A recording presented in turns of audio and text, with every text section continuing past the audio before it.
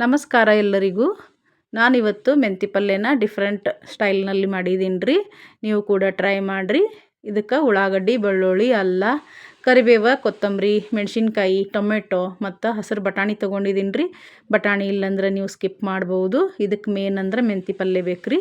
ಒಂದು ಕಟ್ ಮೆಂತಿ ಪಲ್ಯ ತೊಳೆದಿಟ್ಕೊಂಡಿವಿ ರೀ. ಕಡಾಯಿಗೆ 2 ಚಮಚದಷ್ಟು ಕಡಲೆಬೇಳೆ, ಶೇಂಗಾ ಹಾಕಿ ಸ್ವಲ್ಪ ಬಿಸಿ ಆದಮೇಲೆ ಒಣ ಮೆಣಸಿನ್ಕಾಯಿ ಒಂದೆರಡು, ಲವಂಗ, ಮೆಣಸು ಒಂದೆರಡು ಕಾಳು ಹಾಕ್ಕೊಂಡೇನಿ ರೀ. ಆಮೇಲೆ ಒಂಚೂರು ಧನಿಯಾ ಕಾಳು ಹಾಕ್ಕೊಂಡೇನಿ ರೀ, ಕೊತ್ತಂಬರಿ ಬೀಜ, ಆಮೇಲೆ 2 ಚಮಚದಷ್ಟು ಎಳ್ಳು ಹಾಕ್ಕೊಂಡು ಚಂದ ಹುರಿದು ಇದನ್ನು ಮಿಕ್ಸರ್ ಒಳಗೆ ನೀರು ಹಾಕಿ ರುಬ್ಬಿಟ್ಕೋಬೇಕು ರೀ, ಪೇಸ್ಟ್ ಮಾಡಿಕೊಂಡು.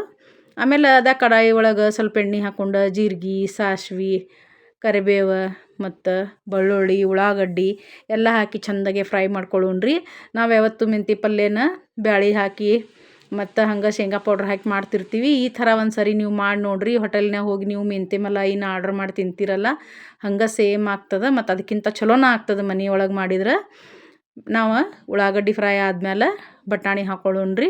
ಆಮೇಲೆ ಟೊಮೆಟೊ ಹಾಕ್ಕೊಳ್ಳೋಣ ರೀ. ಇವೆರಡು ಸ್ವಲ್ಪ ಬೆಂದ ಮೇಲೆ ಇದಕ್ಕೆ ರುಚಿಗೆ ತಕ್ಕಷ್ಟು ಸ್ವಲ್ಪ ಉಪ್ಪು, ಶುಂಠಿ ಬೆಳ್ಳುಳ್ಳಿ ಪೇಸ್ಟ್, ಖಾರದ ಪುಡಿ, ಅರಿಶಿಣ, ಸ್ವಲ್ಪ ಹಿಂಗೆ ಹಾಕ್ಕೊಂಡು ಚೆಂದಾಗೆ ಇದನ್ನು ಫ್ರೈ ಮಾಡ್ಕೊಳ್ಳೋಣ ರೀ.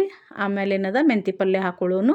ಮೆಂತಿ ಪಲ್ಯನೂ ಚೆಂದಾಗೆ ಇದನ್ನು ಕೈ ಆಡಿಸ್ಕೊಂಡು ಹುರ್ಕೊಳ್ಳೋಣ ರೀ. ಆಮೇಲೆ ಏನದ ಇದಕ್ಕೆ ಪೇಸ್ಟ್ ಮಾಡಿಟ್ಕೊಂಡಿರ್ತೀವಲ್ಲ ಅದನ್ನು ಹಾಕ್ಕೊಳ್ಳೋನು. ಸ್ವಲ್ಪ ನಾನು ಇಲ್ಲಿ ಟೇಸ್ಟಿಗೆ ಸಕ್ಕರೆ ಹಾಕೀನಿ, ನೀವು ಬ್ಯಾಡಂದ್ರೆ ಸ್ಕಿಪ್ ಮಾಡ್ಕೋಬೋದು ರೀ.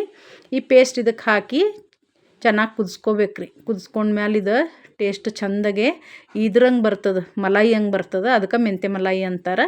ನೀವು ಇದನ್ನು ರೊಟ್ಟಿ, ಪರೋಟ ಮತ್ತು ಚಪಾತಿ, ಅನ್ನ ಎದ್ರ ಜೊತೆನೂ ತಿನ್ನಬಹುದು.